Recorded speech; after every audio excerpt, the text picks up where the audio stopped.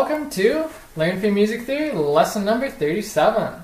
So in today's lesson, we're going to be talking about open and closed chords and also a little bit on note doublings, or chord doublings, or I don't know. Well, it's the note doublings in chords. But yeah. Okay, so let's just start right in and get into it. Okay guys, so here's what we're going to talk about first. Open versus close. Okay, so as we just looked at in our last lesson, we were talking about, triads and stuff. Now, all of those were what we'd call closed or closed triads. Now, what we're going to look at is open style, because this is going to get into more, it's going to open the doors. Wow, okay, yeah, that was kind of a pun and a half, but it's going to open the doors into what we're going to need to do later down in the road when we do like melody writing, voice leading, soprano, alto, tenor, bass kind of stuff. So, now, open versus close, what is it? It's actually pretty simple. Close is very close together, so it's like stacked on top of each other. And open is, it has to be greater, basically it's a chord that is greater from the lowest interval to the top interval, greater than an interval of a sixth. Okay? So, in other words, from here, so if I'm on F, the highest note that it could possibly be and still be closed is like the D. Like it can't be any greater than that. Okay? Now, the thing is, most chords would never go to a sixth because they're built on thirds, so pretty much, yeah. Anything that's not in root position, I guess you could say that if it was in like first inversion or second inversion, it would work as well. But anything other than those inversions, yeah, actually just kind of, I guess you do use sixth. So anything, but that's the rule basically, is anything greater than a sixth is considered an open triad or whatever, open chord. So as you see, this A is way up here. So if we have this open triad here, how do we make it closed? Well, we bring this A down here. So that's what we've done over here. So it's closed, open. Now, it's obviously not as simple as this, and not all examples are this simple. They do get more complicated, but that's the basic gist of it, is that open are stretched far apart. Like, I mean, you could have a grand staff and you could have a whole bunch of notes going up the top, from bottom to top, across the grand staff, and that would be fine. And then you'd say, okay, move that to close, so then you have to condense it down. So it's like expanded or condensed, basically. Now, one thing to always remember is that the bottom note of an open chord is always, and closed, always tells you what inversion or position it's going to be in. So since we have an F here and we have A and C, it's probably an F, it's an F chord. So if it's an F chord and F is on the bottom, yeah, it's in root position.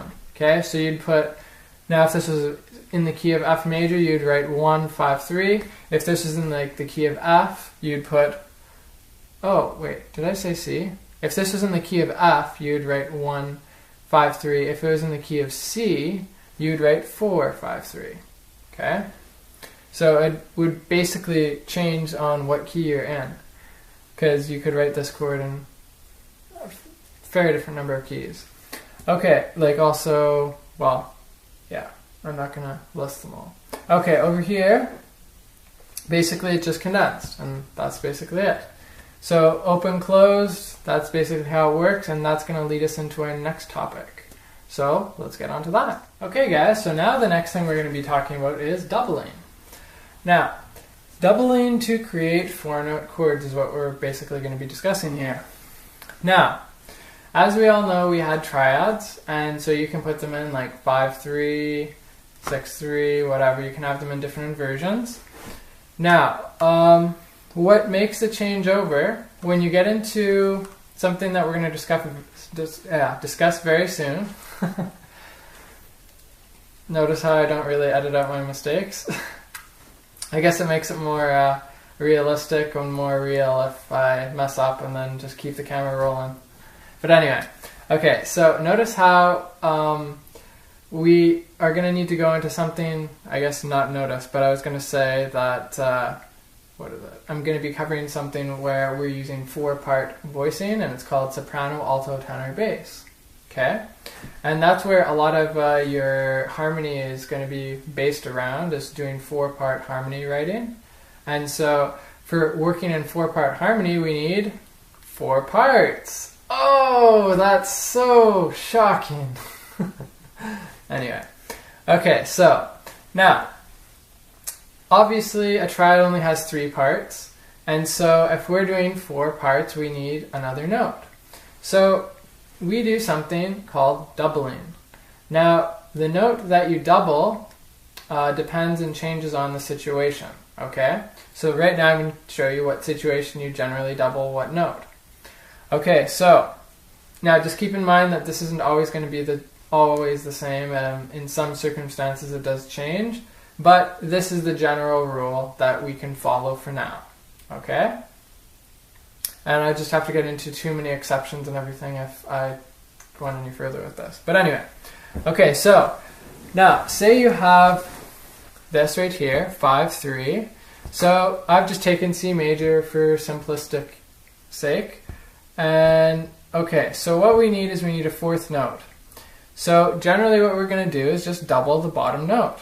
So we have C, E, G. So what we do is we just take the C, and which is the root, and double that, okay? And then we put it on top, right up here. So that's, I've drawn it in a different color so you can see the difference. And so we have C, E, G with another C on top. So when you have the tonic on both sides, like the top of the chord and the bottom of the chord, it gives a very kind of finished and closed off sound because you have the tonic kind of surrounding the note, the chord. And now, moving along over here, if it's in the first inversion now, so 6-3, then we're going to double what we would say the 3rd. We're going to double the 3rd of the chord because, not really the 3rd of this chord, but we're going to double the 3rd of the note. So it's going to be E in this case. So basically the one on the bottom. Because we're going up an inversion, now the bottom note is the 3rd.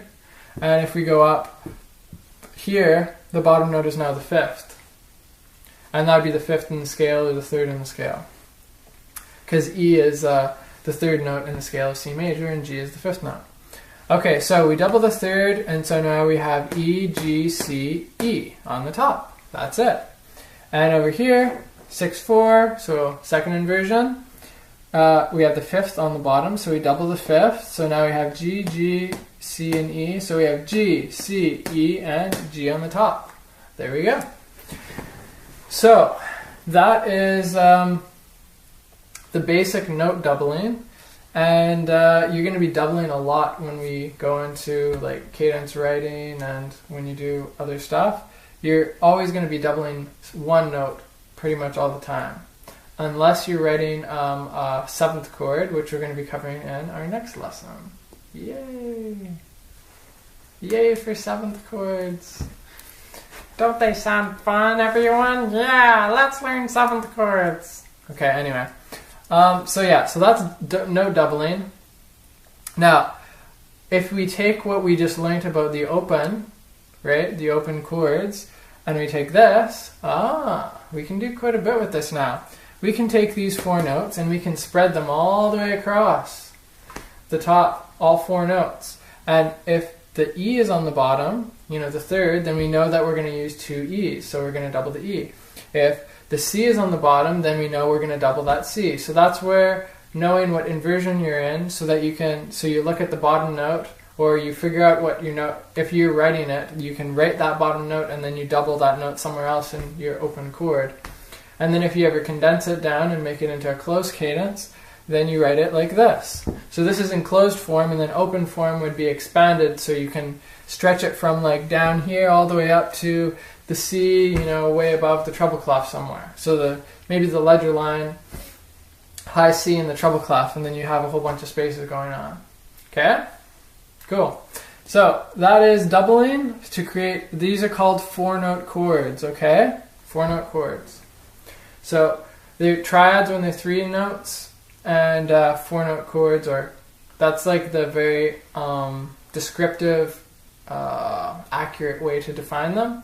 But I guess if you wanted to be like kind of off the cuff, you could call both of them chords, and it's totally fine as well. But if you want to be accurate about which one is which, you'd say this is a triad and this is a 4-note chord. Or you could say, if you're being general, these are both chords. Okay? But one is more descriptive than the other. That's basically the difference. Okay, so that's about that. So let's do some homework now. Homework. No. Alright guys, so for your homework, what you're going to do is draw 15 open 4-note chords, so big and expanded. So that means you got to plan in advance of what chord you're using, figure out what your bass note is going to be, go through, so pick 15 different ones, build those chords, and try to just stick to either major or minor chords right now, because if you get into augmented and diminished, it can get kind of weird. So just play it safe with some major and minors, and build 15 of them in open. So that means they got to stretch pretty far. So you're probably going to want to write this in grand staff. And you could just write one long grand staff and then go from open to closed and draw a bar line, and then go open, close, draw a bar line, open, close, draw a bar line, kind of like that. So draw the open one, and then I want you to resolve it or whatever, close it all up, and then go on to the next one. So you have to keep in mind that the bass note is going to probably stay the same. So you're going to bring everything down to the bass note, all right, and build it up in thirds on that bass note pretty much. Okay, that's about it. So I hope you guys enjoyed watching this lesson. I hope you guys found it helpful and you learned stuff from it. And hope your life is going great. And take care. Have an awesome day. And I'll see you guys later. Bye.